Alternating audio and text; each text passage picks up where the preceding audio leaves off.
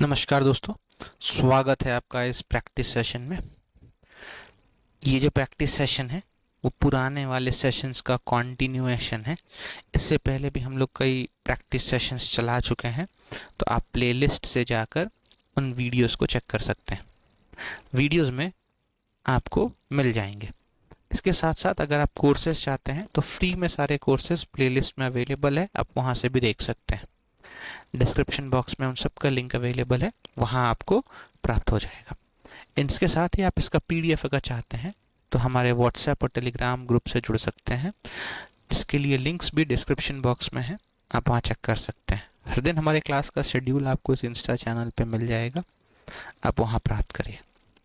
साथ ही साथ इस चैनल को सब्सक्राइब करें अगर आप अभी तक नहीं करे हैं तो, और साथ ही साथ हर ज़रूरतमंद को शेयर ज़रूर करिएगा, ताकि जो भी बच्चे हैं इस एग्ज़ाम की तैयारी कर रहे हैं वो अपने आप को यहाँ से फ्री कंटेंट पाकर प्रिपेयर कर सके। आपका लाइक और कमेंट जो होगा वो हमें मोटिवेट करता है और बेहतर करने का। इस चैनल को बेहतर बनाने के लिए हमें आपकी मदद की आवश्यकता है।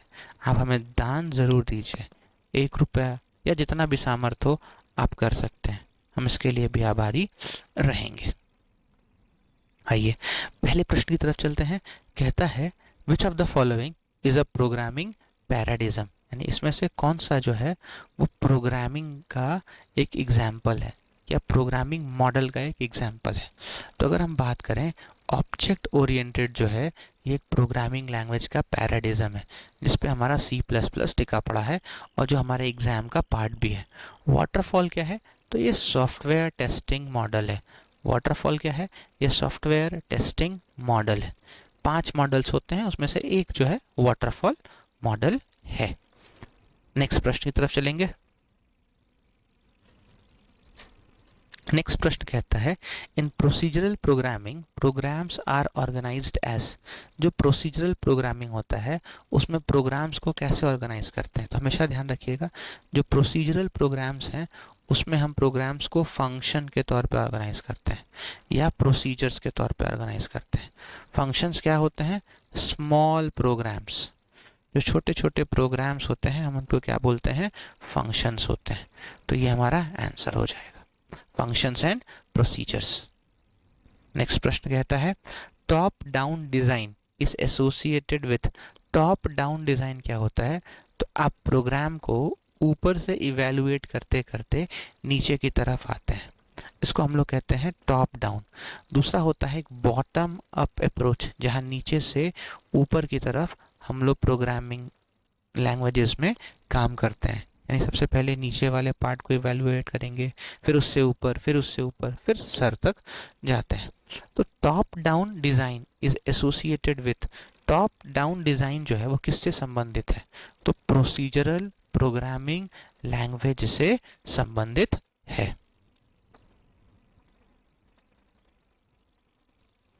नेक्स्ट कहता है what is the purpose of modularity in programme.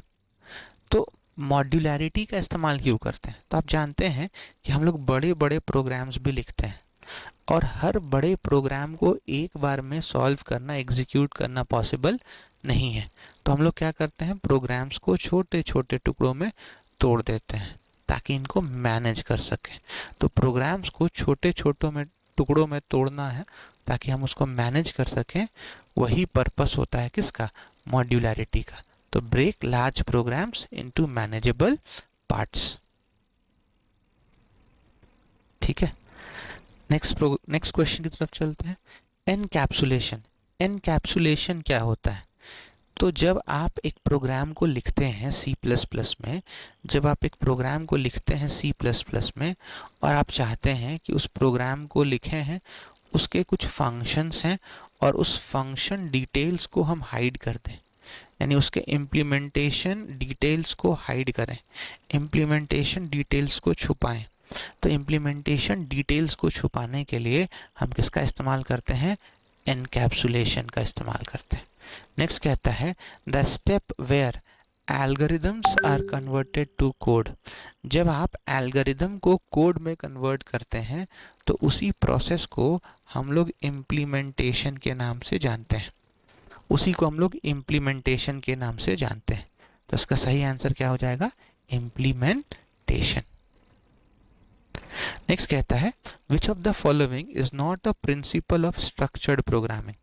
इसमें से कौन सा जो है वो स्ट्रक्चर्ड प्रोग्रामिंग का प्रिंसिपल नहीं है। अगर बात करा जाए इसमें से, तो जो इनहेरिटेंस है वो स्ट्रक्चर्ड प्रोग्रामिंग का पार्ट नहीं है। स्ट्रक्चर्ड का मतलब क्या होता है? एक पैटर्न फॉलो हो। तो यहाँ पे क्या है? सीक्वेंस। सीक्वेंस का मतलब क्या होता है? एक के बाद एक आएगा, एक के बाद एक आना। सिलेक्शन का मतलब क्या होता है? एक बड़े प्रोग्राम में से किसी एक टुकड़े को सेलेक्ट कर लिया। इटरेशन का मतलब क्या होता है? रिपीटिंग या रिपीटेशन जिसको हम लोग बोलते हैं, या अपनी दूसरी भाषा में हम लोग इसको लूपिंग भी बोलते हैं। इनहेरिटेंस का मतलब क्या होता है? इनहेरिटेंस का मतलब होता है ब्रिंगिंग या copying the information from the previous class. उसी प्रीवियस क्लास को हम लोग पेरेंट क्लास भी बोलते हैं। तो अपने प्रीवियस क्लास से या पेरेंट क्लास से डेटा को आगे लाने की जो प्रोसेस होते हैं उसी को हम लोग क्या बोलते हैं? इनहेरिटेंस बोलते हैं। नेक्स्ट कहता है which of these is not a programming methodology. इसमें से कौन सा जो है वो प्रोग्रामिंग मेथडोलॉजी नहीं है। तो प्रोसीजरल हम लोगों ने पढ़ा है, स्ट्रक्चर्ड भी पढ़ा है। स्पाइरल जो है वो सॉफ्टवेयर टेस्टिंग मेथड है, सॉफ्टवेयर टेस्टिंग मेथड है। तो ये हमारा प्रोग्रामिंग मेथडोलॉजी नहीं है। और ऑब्जेक्ट ओरिएंटेड है ही, जो कि C++ है।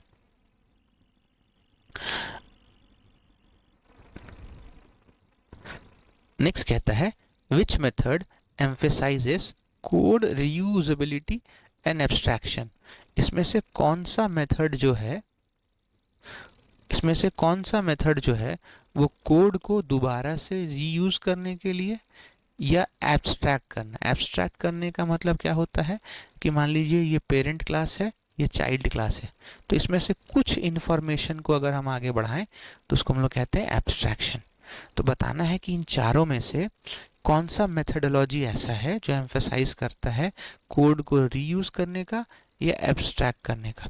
तो अगर हम लोग इसमें बात करें तो जो ऑब्जेक्ट ओरिएंटेड प्रोग्रामिंग होता है वो रीयूजेबिलिटी एंड एब्स्ट्रैक्शन की बात करता है। ठीक है। Next point, what is pseudo code used for. Pseudo code का इस्तेमाल क्यों करते हैं? तो स्यूडो कोड का मतलब क्या होता है? ये स्यूडो कोड जो होता है वो जनरली इंग्लिश में लिखा होता है और यहाँ पे किसी प्रोग्रामिंग लैंग्वेज का कॉन्सेप्ट यूज नहीं होता।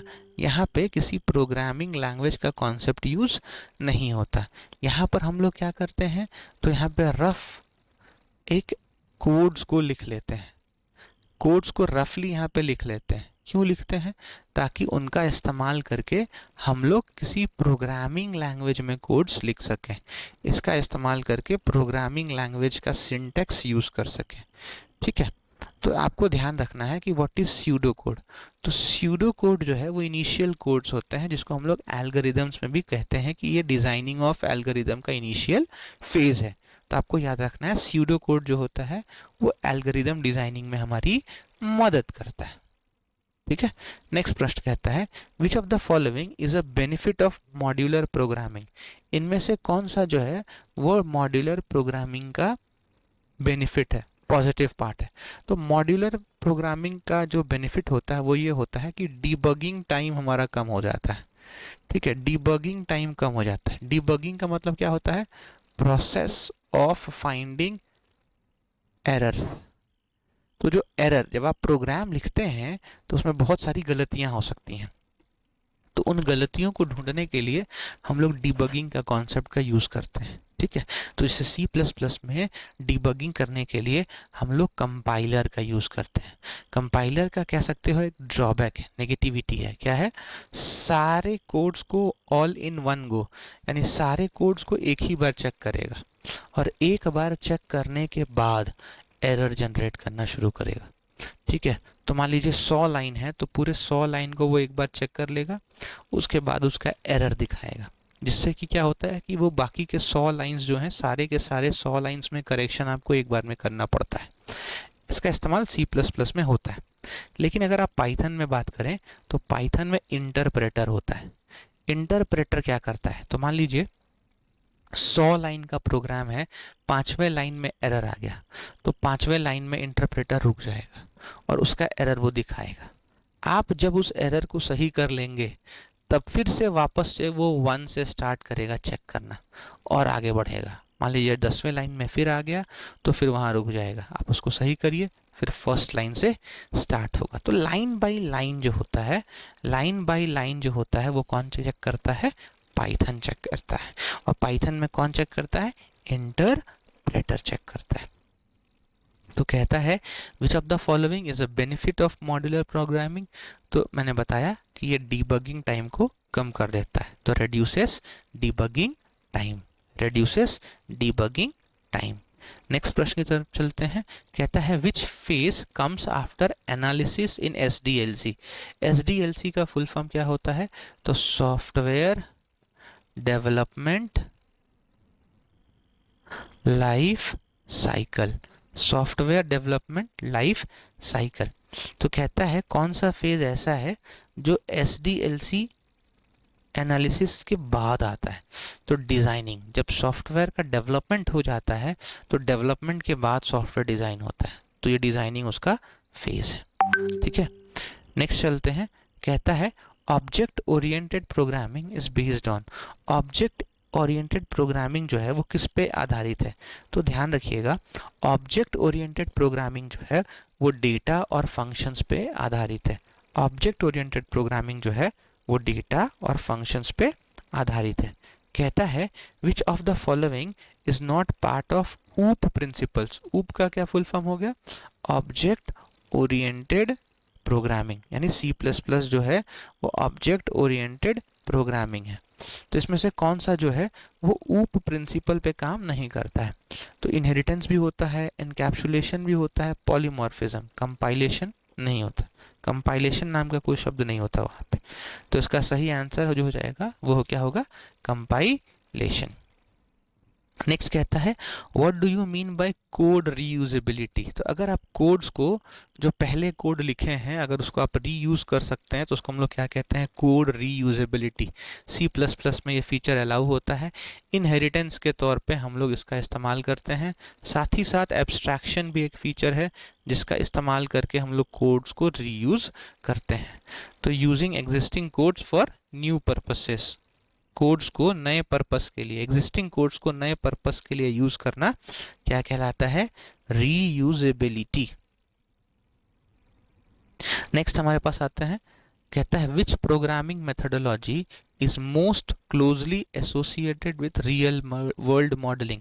रियल वर्ल्ड प्रॉब्लम जैसे सॉल्व करते हैं उसी तरीके से ऐसा कौन सा प्रोग्रामिंग इसमें है जिसका इस्तेमाल करके हम लोग रियल वर्ल्ड मॉडल पे प्रोग्रामिंग कर सकते हैं। तो याद रखिएगा रियल वर्ल्ड मॉडल के आधार पे प्रोग्रामिंग सॉल्व करना हो तो हम लोग वहाँ पर ऑब्जेक्ट ओरिएंटेड प्रोग्रामिंग का यूज़ करते हैं। किसका इस्तेमाल करते हैं, ऑब्जेक्ट ओरिएंटेड प्रोग्रामिंग का यूज़ करते हैं। तो इसका जो सही आंसर हो जाएगा वो हो जाएगा सी। ठीक है, ऑब्जेक्ट ओरिएंटेड प्रोग्रामिंग का यूज़ करते हैं। आई होप आप लोग को चीज़ें समझ में आ रही होंगी। नेक्स्ट कहता है the act of checking a program for errors. Error check करने का जो प्रोसेस होता है उसको हम लोग क्या बोलते हैं, डीबगिंग। एरर चेक करने का जो प्रोसेस होता है उसको हम लोग क्या बोलते हैं, डीबगिंग। ठीक है, डीबगिंग का मतलब ऑप्शन मतलब ही होता है एरर को क्या करना है, चेक करना है।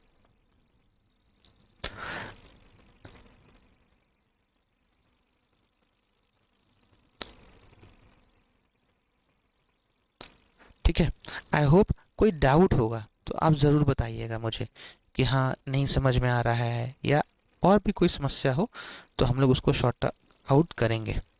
ठीक है, आगे चलते हैं। नेक्स्ट प्रश्न हमारे पास है the main feature of functional programming is. Functional programming का मेन यूज़ क्या होता है? तो सबसे बड़ी बात होती है कि फंक्शनल प्रोग्रामिंग में हम लोग किसका यूज़ करते हैं? फंक्शंस का यूज़ करते हैं, ठीक है। और उस फंक्शन का कोई स्टेट नहीं होता है, यानी फंक्शन को हम लोग अपने अकॉर्डिंग क्रिएट करते हैं, अपने अकॉर्डिंग रिटर्न वैल्यू सेट करते हैं, सब कुछ हमारे अकॉर्डिंग यानी यूज़र के अकॉर्डिंग होता है। तो use of functions without state जो है वही एक फीचर है यहाँ पर फंक्शनल प्रोग्रामिंग का। नेक्स्ट कहता है in structured programming the control structures are. Structured programming में कंट्रोल कैसे करते हैं? तो सबसे पहले हम लोग क्या बनाते हैं? एक सीक्वेंस बनाते हैं। सीक्वेंस के बाद हम लोग क्या करते हैं?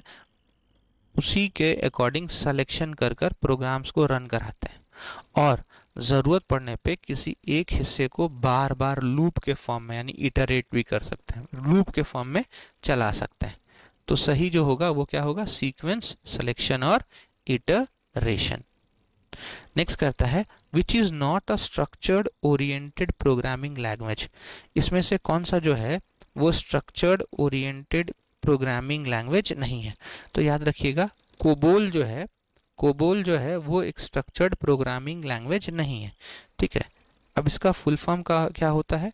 तो इसका फुल फॉर्म क्या होता है? याद रखेंगे, common business oriented language, common business oriented language, ठीक है। तो कोबोल जो है वो स्ट्रक्चर्ड प्रोग्रामिंग लैंग्वेज नहीं है, लेकिन ये हाई लेवल प्रोग्रामिंग लैंग्वेज है, ठीक है। आगे चलते हैं। कहता है which principle allows an object to take many forms. तो एक कौन सा सिद्धांत है जो ऑब्जेक्ट को अलग अलग फॉर्म्स में या बहुत सारे फॉर्म्स में एग्जिस्ट करने का मौका देता है? तो उसी को हम लोग कहते हैं पॉलीमॉर्फिज्म। पॉलीमॉर्फिज्म जो होता है वो एक प्रिंसिपल है जो ऑब्जेक्ट को अलग अलग फॉर्म्स में एग्जिस्ट करने में मदद करता है। नेक्स्ट कहता है the act of hiding complexity in ऊप इज कॉल्ड। यानी ऑब्जेक्ट ओरिएंटेड प्रोग्रामिंग में जो जो कॉम्प्लेक्सिटी आते हैं उस कॉम्प्लेक्सिटी को छुपाने का जो तरीका होता है वो क्या होता है? एब्स्ट्रैक्शन, ठीक है। तो जो कॉम्प्लेक्स कोड्स हैं, कॉम्प्लेक्स कॉन्सेप्ट्स हैं, उनको हम लोग एब्स्ट्रैक्शन के माध्यम से छुपा भी सकते हैं। नेक्स्ट कहता है which method is most suited for small and quick projects. छोटे और स्मॉल प्रोजेक्ट्स को बनाने के लिए किस मेथड का यूज़ करते हैं? तो अजाइल मेथड्स का यूज़ करते हैं, अजाइल मेथड का यूज़ करते हैं। ये दोनों जो हैं सॉफ्टवेयर टेस्टिंग मेथड्स हैं या सॉफ्टवेयर टेस्टिंग मॉडल्स हैं।